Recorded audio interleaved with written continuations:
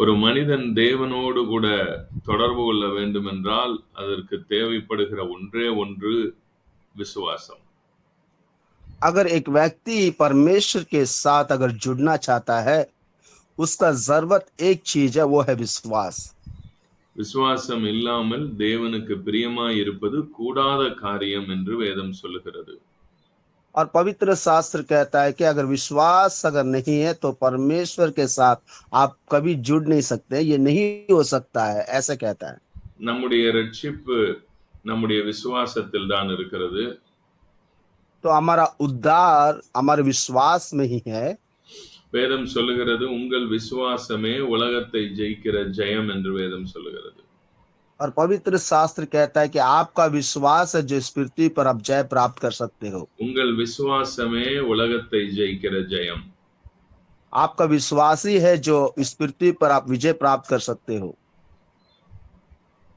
பரலோகத்திலிருந்து பரலோகத்திலிருந்து கிருபையாக ஈவாக நமக்கு கொடுக்கப்படுகிற விசுவாசம், அந்த விசுவாசம்தான் நம்முடைய ஆத்துமாவை ரட்சிக்க முடியும்.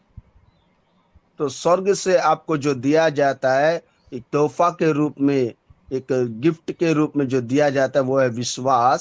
उस विश्वास से ही आप आत्मा से जीत सकते हैं। பரலோகத்திலிருந்து கிருபையாய் ஈவாய் கொடுக்கப்படுகிற விசுவாசத்திற்கும் மனுஷனுடைய ஞானத்தினால் உருவாகிற விசுவாசத்துக்கும் வித்தியாசம் இருக்கிறது. तो स्वर्ग से आपको जो अनुग्रह से जो तोहफा के रूप में दिया जाता है जो विश्वास है, और मनुष्य के द्वारा जो विश्वास आपको दिया जाता है, इन दोनों के बीच में एक अंतर है। அப்போஸ்தலனாகிய பவுல் 1 கொரிந்தியர் 2ஆம் அதிகாரத்திலே இந்த வித்தியாசத்தை விளக்குகிறார்.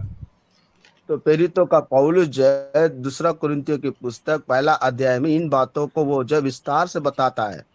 1 கொரிந்தியர் 2ஆம் அதிகாரம் 1 माफ கொரிந்தியர் करें, 2வது அதிகாரம் पहला कुरिन्थियों की पुस्तक अध्याय 2 வசனம் 3லிருந்து நான் வாசிக்கிறேன், கவனமா கேளுங்க. और वचन 3 से लेकर मैं पढ़ता हूँ, आप थोड़ा ध्यान दे। அல்லாமலும் நான் பலவீனத்தோடும் பயத்தோடும் மிகுந்த நடுக்கத்தோடும் உங்களிடத்தில் இருந்தேன். உங்கள் விசுவாசம் மனுஷருடைய ஞானத்தில் அல்ல. நல்லா கவனிக்கணும். உங்கள் விசுவாசம் மனுஷனுடைய ஞானத்தில் அல்ல, தேவனுடைய பலத்தில் நிற்கும்படி. यहाँ देखिए, मैं डर के साथ कांपते हुए तुम्हारे पास आया हूँ, परंतु तुम्हारा विश्वास वो मनुष्य के ज्ञान में नहीं है, परमेश्वर का बल में खड़े होना, परंतु परमेश्वर का बल में है। அது தேவனுடைய பலத்திலே நிற்கும்படி என் பேச்சும் என் பிரசங்கமும் மனுஷன் ஞானத்துக்குரிய நயவசனம் உள்ளதா இராமல் ஆவியினாலும் பலத்தினாலும் உறுதிப்படுத்தப்பட்டதா இருந்தது. சோ உங்களுக்குள்ள உருவாகிற விசுவாசம் ஒரு மனுஷனுடைய ஞானத்திலிருந்து உருவாயிடக்கூடாது. அந்த ஃபெய்த் உங்களுக்குள்ள உருவாகிற விசுவாசம் தேவனுடைய பலம். அப்ப அது தேவனுடைய பலத்துல நிக்கணும்னா அது ஆவியானவர் உங்க இருதயத்துக்குள்ள கொடுக்கிற ஒரு ஃபெய்த்தா இருக்குது. यहाँ देखिए, आपका विश्वास जो है मनुष्य के ज्ञान से नहीं होना है, परंतु परमेश्वर के बल से होना है। परमेश्वर के बल से अगर विश्वास शुरू होता है, वो पवित्र आत्मा के द्वारा ही शुरू होता है। இப்ப நம்ம மனுஷனுடைய நயவசனிப்புள்ள இதுல இருந்து விசுவாசத்தை கொடுக்கறோம்னா எப்படி? வெறுமனையா தேவைகள் சார்ந்து மனிதர்கள் வாழ்ந்துகிட்டு இருக்காங்க பாருங்களேன். அவங்ககிட்ட போய் உங்க தேவையெல்லாம் இயேசு தருவாரு, நீங்க இயேசு கிட்ட வாங்க அப்படின்னும் போது அவங்க இயேசுவை நம்புறாங்க. அவங்களுக்கு அது கிடைக்குது அப்படின்ன உடனே அவங்க இயேசுவை நம்ப ஆரம்பிச்சிடுறாங்க. அவங்க சாகுற வரைக்கும் தேவைகளுக்காக இயேசுவை நம்புற கூட்டமா மட்டுமே தான் இருப்பாங்க. या देखिए, अगर मनुष्य के ज्ञान के द्वारा अगर विश्वास पैदा होता है तो वो लोग जो है कुछ उनको कुछ जरूरत है, वो जरूरत के लिए यीशु को ग्रहण कर लेते हैं। वो लोग मृत्यु तक जो है वो जरूरत के लिए ही जो यीशु को लगातार ढूंढते रहते हैं। அவங்க தேவைகளுக்கு அப்பாற்பட்டு, அதாவது இப்ப நம்ம ஃபெய்த்ல இருந்து ஆகக்கூடிய வேதம் சொல்லுது பாத்தீங்களா, ஒருவன் கிறிஸ்துவுக்குள் இருந்தால் புது சிருஷ்டியா இருக்கிறான், பழையவைகள் எல்லாம் ஒளிந்து போயின, எல்லாம் புதிதாயின. இந்த எக்ஸ்பீரியன்ஸ் எல்லாம் அவங்களுக்கு நடக்கவே நடக்காது சாகிற வரைக்கும். ஆனா சர்ச்சுக்கு வருவாங்க, பைபிள் வாசிப்பாங்க, ஜெபம் பண்ணுவாங்க, எல்லாமே செய்வாங்க. ஆனா ஒரு நாளும் அந்த நியூ கிரியேஷன் எக்ஸ்பீரியன்ஸ் அவங்க அடையவே முடியாது. சோ இந்த புதிய சிருஷ்டி என்று சொல்லும்போது ஒரு விஷயத்தை நீங்க நல்லா கவனிக்கணும். அந்த அந்த வார்த்தை புது சிருஷ்டி அது வந்து இதுக்கு முன்னாடி இந்த கிரியேஷன் இல்ல. இப்பதான் இந்த கிரியேஷனே முதல் தடவை உருவாகுது. இப்பதான் ஆண்டவர் இந்த ஒரு சிருஷ்டியை படைச்சிருக்காரு. நியூ तो கிரியேஷன். नई அதனாலதான் புது படைப்புன்னு போட்டிருக்காங்க. यहाँ देखिए नए सृष्टि जो बात आती है इस बात पर बड़े ध्यान देना है क्योंकि इससे पहले ऐसा कुछ बना ही नहीं था इसलिए इसको नया सृष्टि कहता है कि इसके बाद ये जो नया सृष्टि अभी जो शुरू हुआ है இந்த புது சிருஷ்டியை குறித்து இன்னும் தெளிவா உங்களுக்கு சொல்லணும்னா 1 கொரிந்தியர் 15ஆம் அதிகாரம் 1 கொரிந்தியர் 15வது அதிகாரத்துல அப்போஸ்தலனாகிய பவுல் எழுதுறார் பாருங்க. और ये सृष्टि के बारे में और भी विस्तार से अगर आपको समझाना है तो पहला कुरिन्थियों की पुस्तक अध्याय 15 देखेंगे 15 का 47 48 47-48 देखेंगे முந்தின மனுஷன் பூமியிலிருந்து உண்டான மண்ணானவன் முந்தின மனுஷன் அதாவது ஆதாம் பழைய ஆதாமை சொல்லுகிறார். முந்தின மனுஷன் பூமியிலிருந்து உண்டான மண்ணானவன் पुराना இரண்டாம் मनुष्य சொல்லுங்க. पुराना मनुष्य जो इस पृथ्वी की मिट्टी से बना हुआ है இரண்டாம் மனுஷன் दूसरा மனுஷ दूसरा आदम வானத்திலிருந்து வந்த கர்த்தர் तो आकाश यानी कि स्वर्ग से आया प्रभु है. சரிங்களா? இப்ப அடுத்த வசனம் பாருங்க. மண்ணானவன் எப்படிப்பட்டவனோ மண்ணானவர்களும் அப்படிப்பட்டவர்களே. और मिट्टी से जो बना था वो जैसा है वैसे ही जो मिट्टी के हैं वो सभी ऐसे ही रहेंगे. வானத்துக்கு உரியவர் எப்படிப்பட்டவரோ வானத்துக்குரியவர்களும் அப்படிப்பட்டவர்களே. और जो स्वर्ग का जैसा है जो स्वर्ग वाले भी ऐसे ही होंगे. நல்லா கவனிக்கணும். நியூ கிரியேஷன்ன்றது நல்லா கவனிக்கணும்.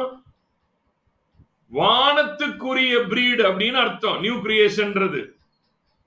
यहाँ देखिए ध्यान देना है आपको जो स्वर्ग के हैं वो स्वर्गवासी है वो हेवनली ब्रीड जो वो स्वर्ग ஒரு நசல் एक नमूना है वो लोग स्वर्ग का एक नमूना है. मिट्टी का नस्ल नहीं है ये स्वर्ग का नस्ल है. और ये मिट्टी का नमूना नहीं है परंतु ये स्वर्ग के नमूना है लोग. எத்தனை பேருக்கு நான் சொல்றது நல்லா புரியுது? आप में से कितने लोग मेरे बातों को समझते हैं? புரியுதா? समझ आ रहा है? புது சிருஷ்டிங்கிறது ஏதோ ஞாயிற்றுக்கிழமை சர்ச்சுக்கு வந்துட்டு போயிட்டு காணிக்கப்பட்டு போயிட்டு அப்படியே ஒரு சடங்குகளை எல்லாம் எல்லா ஜபங்களுக்கு வந்து பங்கெடுக்கிறதுனால நீங்க புது சிருஷ்டி ஆயிட முடியாதுங்க. புது சிருஷ்டிங்கிறது டோட்டலாவே உங்களுடைய மைண்ட் உங்களுடைய மனநிலை வானத்துக்குரிய மனநிலையா மாறணும். அதுதான் புது சிருஷ்டியினுடைய அடையாளம். ये नया सृष्टि का जो चिन्ह है ये ऐसा नहीं है जो रविवार के दिन चर्च जाकर आ जाते हैं. ऐसा नहीं है. ये लोग जो नए सृष्टि के लोग ऐसा तो उनके मानसिकता जो है स्वर्ग की मानसिकता होना है. हेवनली माइंडसेट ट्रांसफॉर्म आगुम. वो उन लोगों का जो मानसिकता जो है स्वर्ग की मानसिकता आ जाएगी. இந்த பூமிக்குரிய மனுஷனா தன்னை உணர மாட்டாங்க. தன்னை ஒரு சரீரமாகவோ இல்ல தன்னை ஒரு நார்மல் ஹியூமனாவே உணர முடியாது. और ये लोग ये जो लोग जो है जो मिट्टी के लोग है वो लोग जो है वो अपने आप को मिट्टी के जैसे साधारण से व्यक्ति के जैसे वो महसूस करेंगे. मतलब स्वर्ग के लोग ऐसे महसूस नहीं करेंगे. वो अपने आप को साधारण सा व्यक्ति नहीं महसूस करेंगे. वो अपने आप को स्वर्ग के लोग मानसिकता में ही अपने आप को महसूस करेंगे. வானத்துக்குரிய மனநிலை இருக்கும். அது இன்னும் அழகா சொல்லணும் அப்படின்னா इनके अंदर जो है स्वर्ग की मानसिकता होगा. और भी खूबसूरती से अगर बताना है அவர்கள் தங்களையே வந்து தேவனோடு அதாவது இணைத்துக் கொள்ளுகிற ஒரு தேவனோடு கூட இசைந்திருக்கிறவர்களாகவே தங்களை எப்பயுமே உணர்வாங்க. और वो लोग अपने आप में ऐसा महसूस करेंगे परमेश्वर के साथ जुड़े हुए हैं, परमेश्वर के साथ उनके संबंध लगा हुआ है, ऐसा महसूस करेंगे वो लोग अपने आप में। அதனாலதான் அப்போஸ்தலனாகிய பவுல் எபேசியருக்கு எழுதின நிருபம் 2ஆம் அதிகாரத்தில் எழுதுறாரு, இனி நீங்கள் அந்நியரும் பரதேசிகளுமாயிராமல் தேவனுடைய வீட்டாரும், ஃபேமிலி ஆஃப் காட், தேவனுடைய குடும்பத்துல ஒருத்தர் நீங்கன்னு எழுதுறாரு. और इसलिए प्रेरितों का पौलुस लिखता है कि आप लोग अभी जो है परदेशी नहीं है, परमेश्वर के घराने हैं, परमेश्वर के निवासी है, ऐसा लिखता है, ऐसा महसूस करेंगे, ऐसा लिखता है। தேவனோடு கூட ஒரே நகரத்தாரும்னு எழுதுறாரு. और परमेश्वर के एक ही जो है वो ये एक ही स्थान के लोग है, ऐसा लिखता है। அப்ப இந்த எக்ஸ்பீரியன்ஸ் எல்லாம் இந்த இதெல்லாம் எழுதி வச்சிருக்கு. ஆனாலும் நம்ம ஆட்களுக்கு இதெல்லாம் மண்டக்குள்ளேயே போக மாட்டேங்குது.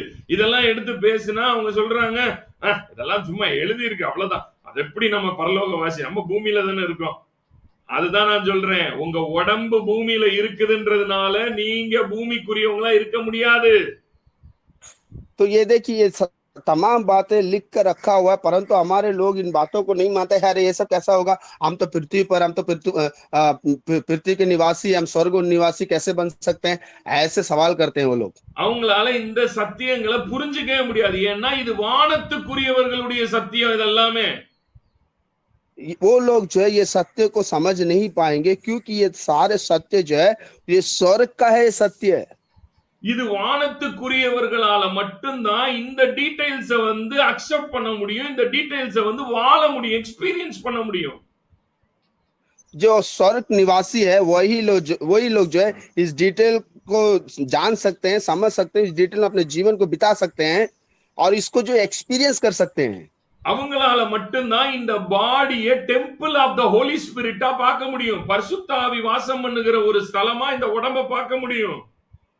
और वही लोग केवल जो है इस शरीर को जो है परमेश्वर के मंदिर के रूप में जो है देख सकते हैं। परमेश्वर मेरे शरीर जो मंदिर है इसमें निवास करता है, ऐसे ऐसे सोच सकते हैं। மத்தவங்களால இந்த உடம்ப வந்து ஒரு ஒரு ஒரு சதையும் ஒரு நரம்புமா தான் பார்க்க முடியும். ஆனா நியூ கிரியேஷன், ஒருவன் கிறிஸ்துவுக்குள் இருந்தால் புது சிருஷ்டியா இருக்கிறான். அந்த புது சிருஷ்டினா என்ன? ஹெவன்லி பிரீடுன்னு அர்த்தம். அதுக்கு அர்த்தம் यहाँ देखिए जो உடம்ப சாதாரணமா பார்க்க முடியாது. जो नया सृष्टि है वो व्यक्ति जो है इस शरीर को जो साधारण रूप से नहीं देख सकता, वो व्यक्ति जो है इस शरीर को जो है वो परमेश्वर के मंदिर के रूप में देखेगा और परमेश्वर की जो मानसिकता है उसके अंदर वही मानसिकता उसके अंदर भी होगा। நான் கடந்த நாட்கள்ல ஒரு 3 வருஷத்துக்கு முன்னாடி நான் ஒரு மொபைல் வாங்கினேன். मैं 3 वर्ष पूर्व जो है मैंने एक मोबाइल खरीदा था। அந்த மொபைல் வாங்கினதுல இருந்து அதை அப்படியே யூஸ் பண்ணிக்கிட்டே இருக்கிறேன். और वो मोबाइल खरीदने के बाद मैं लगातार उसे इस्तेमाल कर रहा हूँ।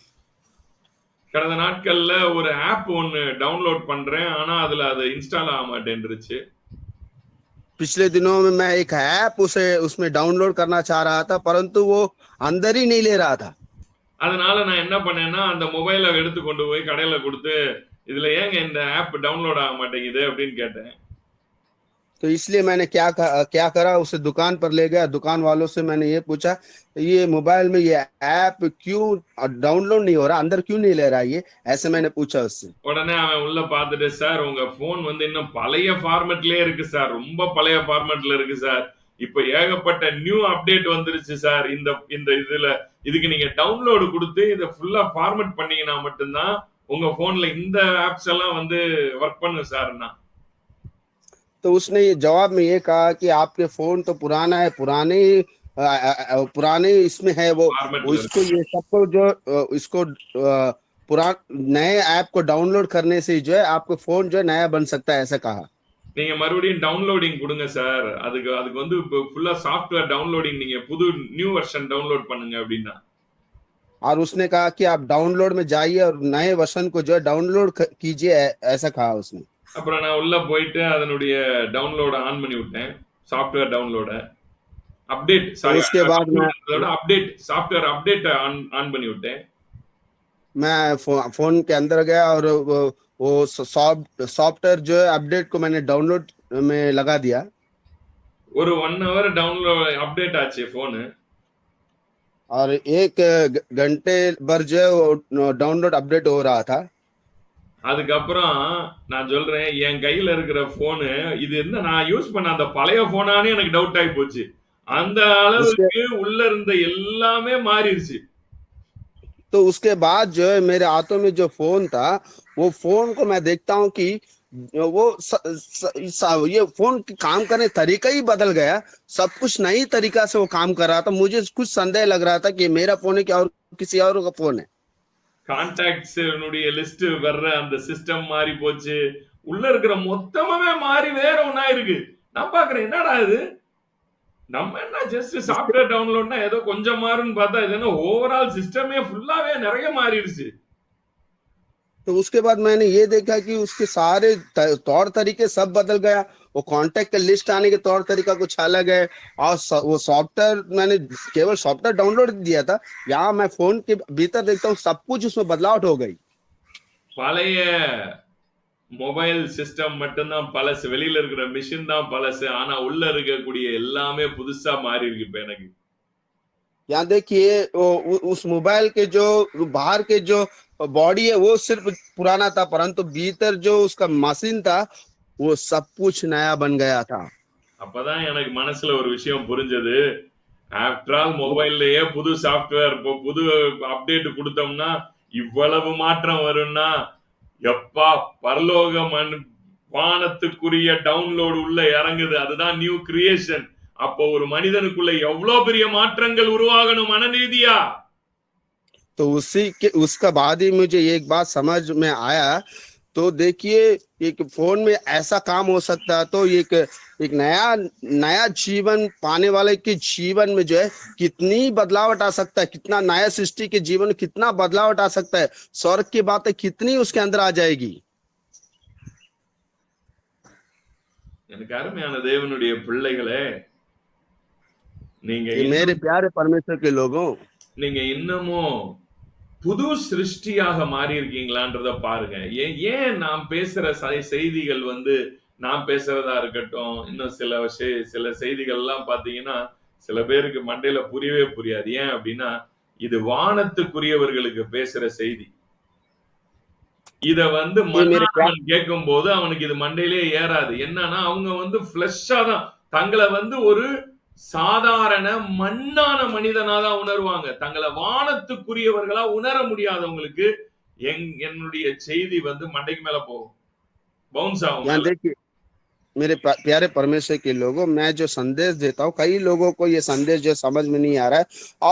और भी कुछ लोग संदेश ऐसे देते हैं उनका भी ये समझ में नहीं आ, क्यों उनको समझ में नहीं आ रहा है? क्योंकि वो मिट्टी के लोग हैं, मिट्टी के तौर तरीके से वो लोग सोच समझते हैं। परंतु हम लोग जो नया सृष्टि है, हम लोग जो है वो स्वर्ग के सोच विचारों पर अपने ध्यान को लगाते हैं। इस हमारे मानसिकता ऐसा है, इसलिए हम और वो अलग अलग है। அவங்க தங்களை தாங்களே மண்ணுன்னு தான் சொல்லிக்குவாங்க எப்பயுமே.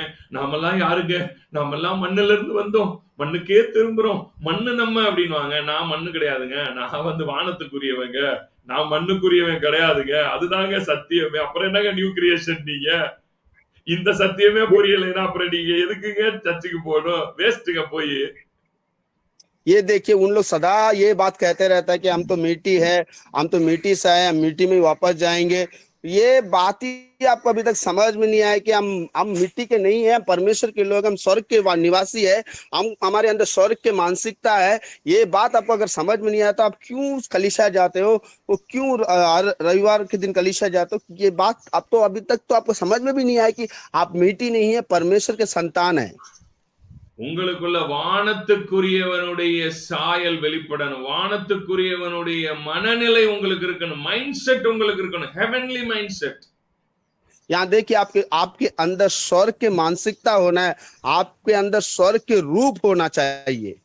அதனாலதான் நான் சொல்றேன், விசுவாசம் மனுஷனுடைய ஞானத்திலிருந்து வந்துச்சு அப்படின்னா அது தேவைகள் சார்ந்து மட்டும்தான் உங்களை கொண்டு போய்கிட்டே இருக்கும்.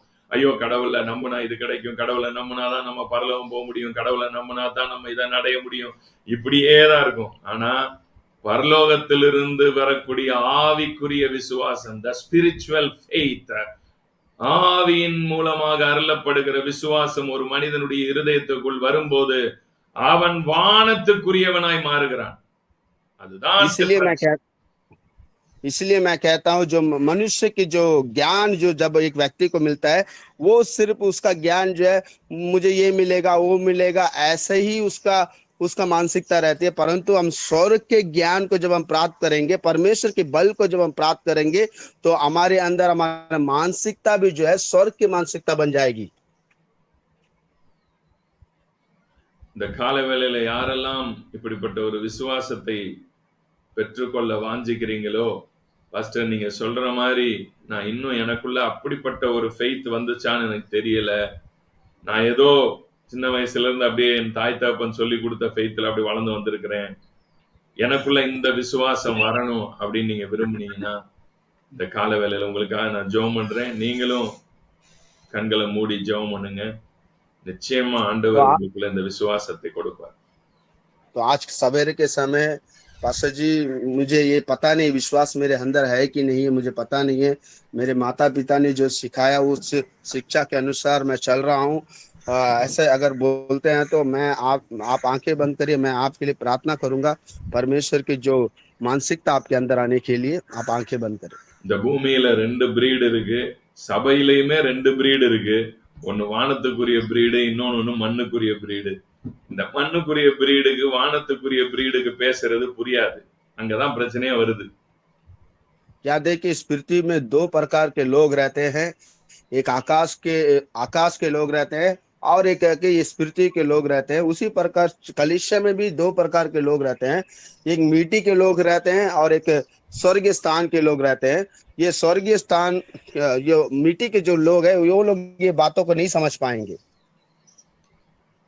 இந்த காலை நேரத்துல உங்களுக்காக நான் ஜெபிக்கிறேன். தகப்பனே, அப்பா, உடைய பிள்ளைகள் யாரெல்லாம் இந்த காலைவெளியில இந்த விசுவாசத்துக்காக காத்திருக்கிறார்களோ, ஆண்டவரே, அவங்களுடைய ஹார்ட்ட ஹோலி ஸ்பிரிட் நீங்க ஆண்டவரே நீங்க தொடும்படி நான் ஜெபிக்கிறேன்.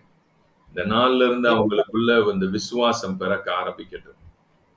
ये पिता परमेश्वर, जो भी लोग प्रभु जी ये विश्वास प्राप्त करने के लिए इंतजार करते हैं, प्रभु जी प्रार्थना करते हैं, उनके अंदर ऐसे विश्वास आ जाए प्रभु जी, इसलिए मैं प्रार्थना करता हूँ। இயேசுவின் அதிகாரமுள்ள நாமத்தினாலே நான் ஜெபிக்கிறேன். அப்பா, அப்போஸ்தலனாகிய பவுலுக்குள்ள இருந்து ஆண்டவரே அவனுடைய வார்த்தையில புறப்பட்டு வந்த அதே வல்லமை இந்த காலவேளை என் வாயிலிருந்தும் புறப்பட்டு வந்திருக்கிறது என்று நான் விசுவாசிக்கிறேன். ये पिता परमेश्वर, मैं ईश्वर के नाम से प्रार्थना मांगता हूँ प्रभु जी। प्रेरितों को पौलुस के मुंह से जो शब्द निकल कर आया, सामत की शब्द, वही शब्द प्रभु जी मेरे मुंह से भी निकल कर आता है। मैं इन बातों पर विश्वास करता हूँ। என் வார்த்தையை கேட்டுக்கொண்டிருக்கிற ஒவ்வொருத்தருடைய இருதயத்துக்குள்ள இந்த வார்த்தை கிரியை செய்யட்டும். ये प्रभु जी मेरे बातों को सुनने वाले हर किसी के हृदय के अंदर प्रभु जी ये सारे शब्द जा कर क्रिया करने दे। உம்முடைய வல்லமை அவர்களுடைய இருதயங்களை தொடட்டும் அப்பா. प्रभु जी आपके सामत उनके हृदय को छू नहीं पाए प्रभु। உம்முடைய நாமத்தை மகிமைப்படுத்துங்க. आपके नाम को आप महिमा कर। இந்த வார்த்தை அவருடைய இருதயங்களிலே கிரியை செய்து கொண்டே இருக்கட்டும். हे प्रभु जी ये सारे वचने प्रभु जी, ये शब्द प्रभु जी उनके हृदय में प्रभु जी लगातार काम करते रहने दे। ஆசீர்வதியும் அப்பா. आशीष कर मेरे प्रभु। இயேசுவின் மூலம் ஜெபிக்கிறோம் நல்ல பிதாவே. और ईश्वर के नाम से मैं मांगता हूँ भला परमेश्वर। आमेन. आमीन। Amen. Have a nice day. God bless you. God bless you. आज के शुभ दिन की बधाई हो, परमेश्वर आपको आशीष दे दे। Praise the Lord, brother. Praise the Lord. Praise the Lord, brother. Praise the Lord, brother. Praise the Lord. Praise the Lord. जय मसीह sir.